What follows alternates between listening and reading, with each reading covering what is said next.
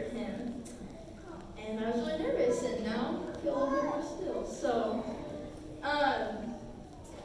the love that I feel right now is, wow, I'm not going to say any more about that, so I'll just start crying. So, as some of you may know, I started off my summer in Cocoa Beach, Florida with my grandparents, and they're retired, and they live a pretty quiet life. They kind of just stay at home, and they live on this little street that's tucked away in the woods, and everyone else there is retired. And why that might sound kind of dull, it was the perfect place for me to be aware and keen of the Spirit as I was preparing for my mission. And we all know the Spirit works in different ways, but for me, before that, my life was always really busy, and so the Spirit usually had to shake me to let me know that, okay, I need to listen to the Spirit. But while I was there, I found that my thoughts were really guided, and I was thinking a lot about the end. And when I say the end, I don't mean a doomsday situation or the great terrible earthquakes or other natural disasters. What was on my mind was the talk that President Nelson gave last summer, titled A Call to Enlist. That devotional holds a big and special place in my heart. A couple of years before he gave that devotional, I was sitting in a testimony meeting, and it was at EFY, and the lights were dark, and I was like smoking on the speaker. And as I was sitting in this testimony meeting, my body started to shake, and it was this powerful spiritual experience, and it was telling me, you should go on mission. I was all, what? And I never, ever, ever thought about going on mission before. And then last summer, when President Nelson addressed the youth, I was pretty much living in denial of that prompting until then. And I still didn't really think I was going to go, and thought more that was a suggestion rather than a real prompting.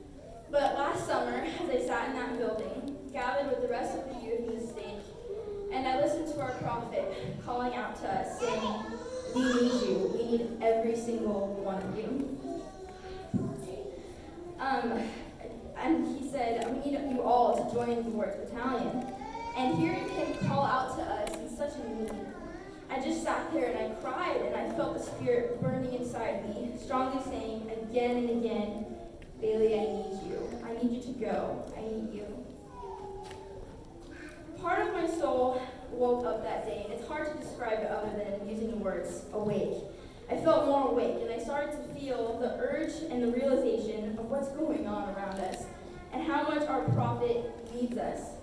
And since that day, that awakeness has only grown. I wasn't in denial anymore, and I finally accepted that this is what God and the prophet, the church, and the gospel needed me personally to do to help gather Israel. As time went on, I started to realize more of that urgency and that gathering that was happening. I was living in Utah, attending college in Salt Lake, when they announced that the 11-year-old boys could now hold the priesthood and pass the sacrament, and the 11-year-old girls could attend young women's and wear beehives, and that all together they were doing work in the temple. I've been becoming more and more awake and of the gathering that is happening, and that we all have a part and a place. And it's urgent that we realize that we can't just Hakuna Matata for church anymore. No more just doing what's typically expected, because there's more that's expected now. There's a war that's been prophesied since Christ left, and it has started. It's not at all the battle I envisioned. I usually envision the wars like Narnia, where all the bad guys are on one side of the field and all the good guys are on the other. And it's really obvious who the good guys are and the bad guys are. And I watch those big wars and those big battle scenes in the movies where the good guys are all lined up and all that. And it's not like that at all. The difference is that this one is subtle. Satan wants us to not even fully realize the tiny wars and fires that he has lit all over the place. The other difference is that the wars on the TV are very obvious when the bad guy is taking out a good guy. All the good guys witness what the villain is and this awful thing, and they all agree that it's wrong. It's not like that anymore, and if you think about it, Satan, our villain, has already been taking people out, and he's made the world so confused on a broad perspective, but also to the very core of who we are as human beings, male and female, made in our divine image of God. He's caused us to forget who we are. He hasn't made any sudden moves or kills, but very slow and gradual, so that we, people sitting in this very chapel, barely even notice when he's gotten to one of our brothers or to one of our sisters. I believe that there's two teams in this battle. You look to your left and you look to your right, all around you, in this big building, are people who are on your team. And it's not just those that you can see, it's those who meet here at 9 and at 10:30. Not just them either, the ones who meet at the Eagle River building as well. But it's even broader than that. It's the believers who are in St. Andrews, and Joy Lutheran, and ACF, and First Baptist.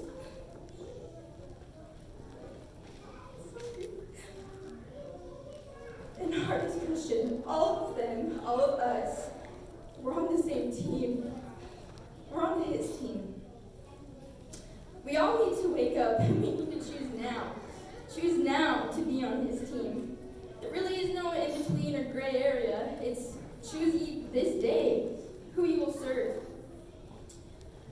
My mom and I were listening to this TED Talk earlier this week, and it's about this study that's been done at Harvard, and I think it's called the 100% rule, and they give an example of this overweight man. And he was addicted to food. He was over 500 pounds, and all he thought about was food every single day. And there's a much longer story about his journey to how he got here, but he decided he was going to cut out all sugar, not just for a 30-day challenge or a 1-year cleanse, but forever. And when I heard that, that's extreme, I don't think I can do that. Because what's the point of just doing it for 30 days or for a year? Because you'll go back to that problem if you haven't fully made the change. If you're only 98% committed, you're not 100% committed to that change. It takes away that inner fight each time if you're 100% committed. For his example, when he goes to a party, he doesn't have to have a little debate. He's going to have a piece of cake or not. He just knows, I don't do sugar. Once you have chosen, the choice has been made, done. Now it's easy. I feel that this is the same in the gospel. If you decide to live all of the gospel, it's easy. If you only live part of it, it's really hard. This decision can be hard, and it can be a little uncomfortable. I wasn't really comfortable with the idea of going on a mission, and I had my future all planned out. I was comfortable with the expectation of everyone thinking I was going to get married. I was going to go to 2 years of design school, maybe get a bachelor's in business, open up my own design firm, have 3 kids, all that stuff. Well, the key word there is comfortable. I was comfortable with where I was and where I thought I was going to be. Unfortunately, it is only discomfort that moves us forward. Faith does not and cannot grow when we are comfortable. Mission's a little uncomfortable for me. Being asked deep and spiritual and specific questions about my personal faith and not knowing the immediate answer off the top of my head is uncomfortable, or being continuously rejected. It's uncomfortable, but it will help me to grow. We're all going to need to start to get a little uncomfortable. I have this wonderful devoted Christian friend, Hilda, and we were friends in Florida. That's where we met, and it wasn't until I moved here that we were really able to connect and talk about our faiths in Christ and how they were similar. And I have learned so much from her. She's amazing, and she's really helped me to put myself out there and to be uncomfortable. She would, of her own free will, send me a text message talking about a really personal and private trial she was going through, and she would ask me to pray to God to help her for that week, that month, or that year. And I don't think ever before I've had someone be so vulnerable to me on something so personal. Never have I had someone come up to me and say, hey, I'm really struggling with this thing about myself. Do you think you could pray for me and help me? That vulnerable discomfort is so important in order for us to grow individually, to grow in our relationship with God, grow as a ward family, and as a people in our community of believers. Going back all the way to the beginning of my talk, to my quiet summer months in Florida, I had this really spiritually enlightening moment, and the Spirit was just really trying to tell me something. So, I grabbed my journal, and I went outside and I wrote. Now, I'm not a really religious journal writer, although I wish I was, but I do write down the big moments. And after I wrote this down, I knew I had to. It wasn't just for me, it was for other people too. So it's dated May 12th, 2019, and I titled it, To Fight the Good Fight. And I'm going to change the verbiage a little. I said, the end has been on my mind a lot lately. Satan's coming for us, every single one, and before you know it, he may have even gotten to you. And if you're not aware of it, if you're not fighting every single day, well, they say when you're a kid that you decide right now if you're going to serve a mission. And I would modify that because I didn't even consider it until I was in my teens. And here I am, called to serve in Reno, Nevada, August 14th. What you really have to decide is if you're going to fight or not. When you have doubts, are you going to fight? When you hear things, are you going to fight? And when he gets to the people that you love most, are you going to fight? And when I say fight, I do not mean argue or get defensive, or in the case of doubt, to not look for answers. I mean to fight for what you once came for, to join God's battalion and be on his side, to keep asking for hope when you feel there is none, to fight to see the good in the world and the good in the work, to fight for your testimony and to fight to keep it, to fight for your faith and to fight to keep it as well. He is fighting every day, and he's not going to give up.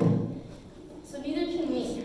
We need to be on guard every single day, to pray for the ability to recognize what he's putting into our minds, what he's trying to change in our hearts. If we are not on guard every day, we let him win. It will come to a day where he has gotten to everyone in the world, it seems like, against us. It'll be a small number of us left. And awful, terrible, heartbreaking things will have happened to every one of us individually. These events have happened to me, I feel, and have gotten me to question, where's God and where's the good? These things that happened have made me angry and got to a point where, what if, after everything I've been through, something has gone wrong inside of me? What if I am not as strong as I thought I was? What we have to realize is that all of us have both good and bad, light and dark inside us, and what matters most is the part we choose to act on. That's who we really are. God is calling us to join his army, and it's up to us to answer. And I signed off with good, all those things.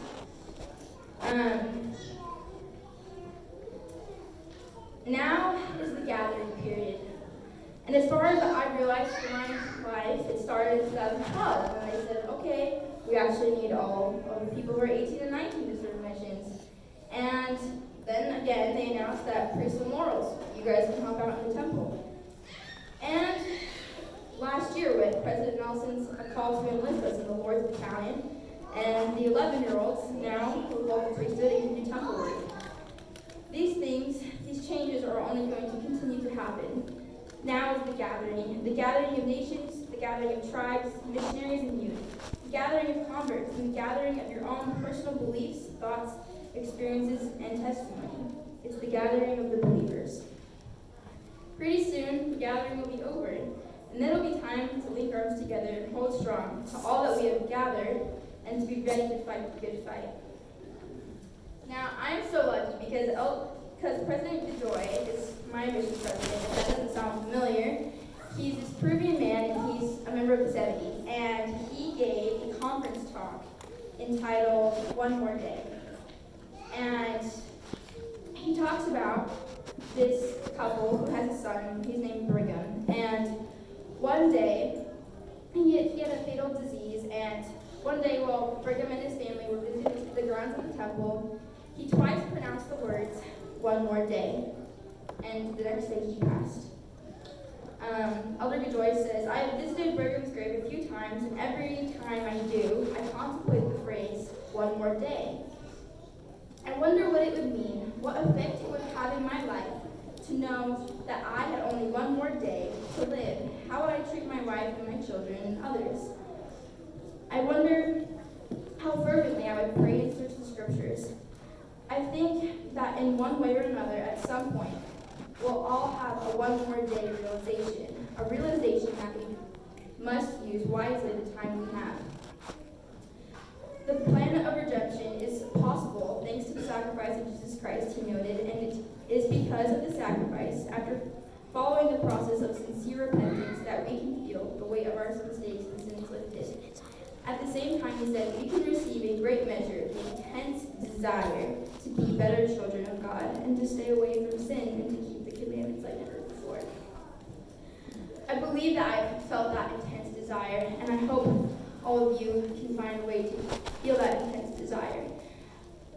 I know, and I am so excited and happy and unapologetically a part of this gospel and this war and a part of this time in our lives. And I can't wait to go and do my part in the gathering of Israel and to be a servant in the Lord's hands.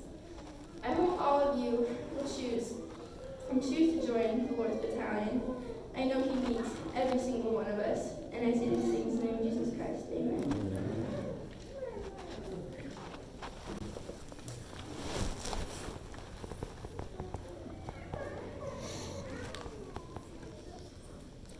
I'd like to thank all those who have spoken this day, the spirit that's been here.